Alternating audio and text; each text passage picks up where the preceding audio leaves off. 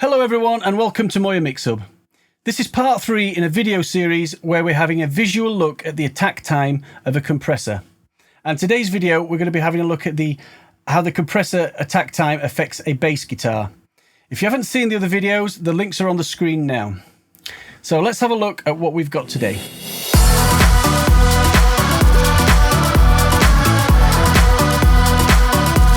So here we are. What we've got is a simple bass part.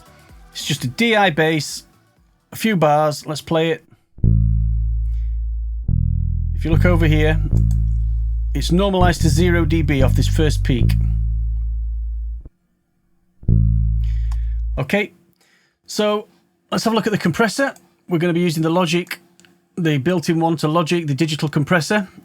So let's do an initial run. If I set this to -20, these settings of quickest release, 0 attack, hard knee, 2:1 ratio, no makeup, in peak mode. As we've done before, what we should see now is 20, on this first peak anyway, 20 dB above threshold, divided by 2, because we're in 2:1 ratio, we should see -10 on the meters.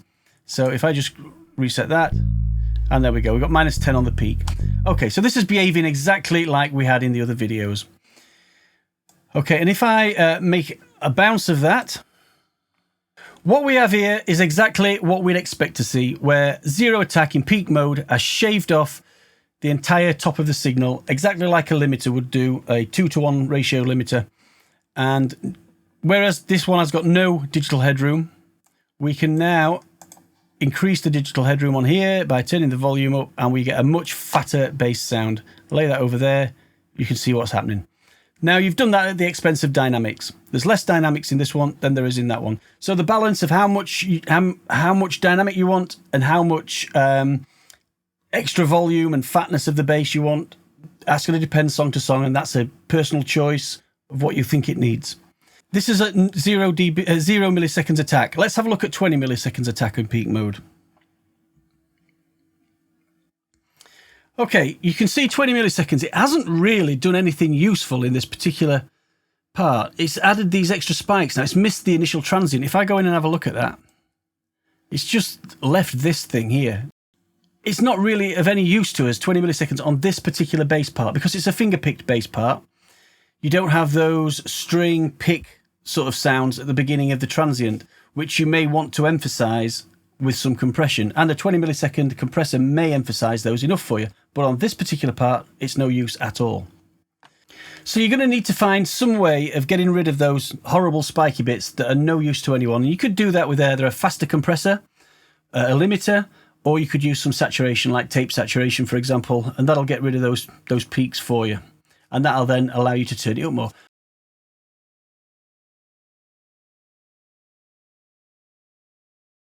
But really what we want to do is we want to compress the bass but keep some dynamics in there, so keep the sort of fishtail shape a little bit. Let's have a look at peak versus RMS on 20 milliseconds. Okay, so what can we gain from this? Well, first of all, we've got those spiky bits on both settings, so we don't gain any digital headroom. Okay. We do, however, keep some dynamics on the RMS setting, as you can see. They're a bit more fishtailed. So if I were to put a compressor, a limiter or some kind of saturation on there to get rid of the spiky bits, we could go, somewhere like that, drop that over there, and we can see we've got a fatter bass and still retain some dynamics. So again, it all depends what you're looking for, how much dynamic you want, which compressor to use, what settings to use. So that's what 20 milliseconds attack time looks like on this particular compressor. I'll bounce some examples out now and we'll look at them side by side. So here we are, we've got peaks in green, RMS in brown, and we've got 0 to 100 milliseconds, with the top 200 milliseconds being a 2:1 ratio, -20 threshold, and 8:1 ratio, 15 threshold, in order to give a similar kind of gain reduction, just to see what the difference in ratios actually do to the signal. In fact, we'll go and have a look at those now. Okay, so the 2:1 here, if I just drag it over there, yeah, you can see the ratio is it's not making a massive difference. There's some differences there. The 2:1 seems to have flattened the signal out a little bit more than the 8, bizarrely. But one thing I am seeing on all these signals is we've still got a 0 dB spike at the beginning, which means I have gained no digital headroom from using a compressor. The only one that's taken that digital spike off is this 0 millisecond peak compressor at the beginning. All these signals have been turned down. They are now quieter than the original. Okay? Sounds slightly different dynamically, but they are quieter overall. So in order to turn them up, we have to get rid of this spike. So if we take this one, for example, here, I need to get rid of that spike somehow. If we go in and have a look at it, you know, we've got these spiky bits. A faster compressor, a limiter, or a saturator will take those spikes off. So a limiter would do something like that. So now we've got a nice fat bass signal. If I drag that over the original, we can see now that the second note is way fatter than it used to be. In fact, all notes are fatter than they used to be. Okay, so that's what the compressor's done. It's leveled the signal out, and that's the kind of thing that we'd expect it to do. But you must consider getting rid of those spiky bits. I mean, there may not be a problem. The bass may be, because we're at 0 dB here, don't forget, normalized.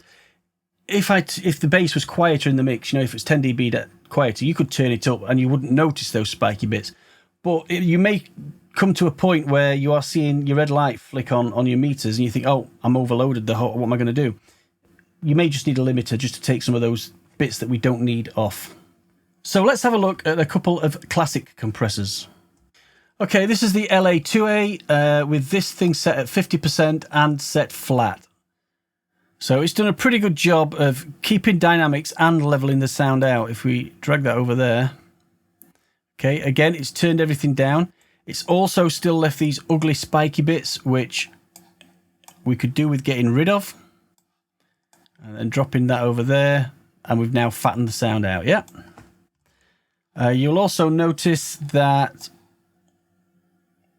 little dial that alters the high frequency / flat response doesn't really make much difference on this particular example.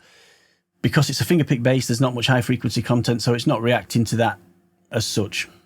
Let's have a look at an 1176.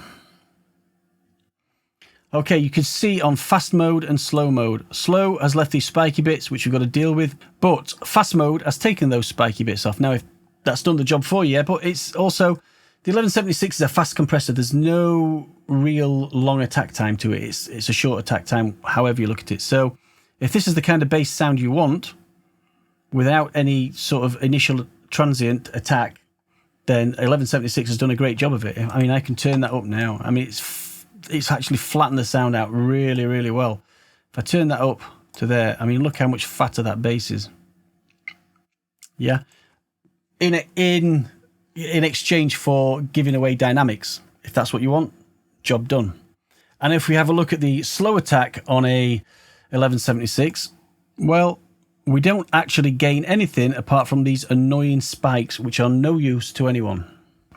Okay, in this example. They may be of use if you want some plectrum noise or something, but in this finger-picked example, they're nothing. We've got to get rid of them. You know, we've got to use a limiter to get rid of them. Like I said, it may not be an issue to you. If your bass is down in the mix, you can turn it up and not even notice the spikes, but you may be getting red bits coming on your, you know, red lights on your channel meters, and it's because of these spikes. So just be aware of them. Next, let's have a look at the, what else have I got? Oh, I've just put a V comp on here. Let's have a look at a V comp. Okay, again, we've got these spiky bits, this particular spiky bit here. It's flattened the mix out quite well. If I do what a limiter would do, yeah, just do something like that. Yeah, we now have a nice fat bass tone. So with all that said, you should always ask yourself why you're using a compressor. What are we putting a compressor on this bass for? Is it getting lost in the mix? Do we need to shave those transients down a little bit at the beginning and fatten the sort of sustain portion of the bass out so it sits there in a nice fat foundation? Or are we trying to add more to the actual transient itself? Do we want that plectrum and that those high frequencies from the amp to come out more? So just ask yourself what you're trying to do with the compressor, and be aware of, from what you've seen, of what that's going to actually do to the signal. You should also set everything up by ear. Don't do it by what you think you should do. Oh, I need a 30 millisecond attack time here. I mean, it means nothing from compressor to compressor. Always do it by ear. So I hope you got something from this. In the next video, we're going to be having a look at what the attack time does to an acoustic guitar, what effect it has on a strummed acoustic. So if you've got something from this, please like, share, subscribe. It's really appreciated if you do. And until that time, I'll say goodbye. All the best.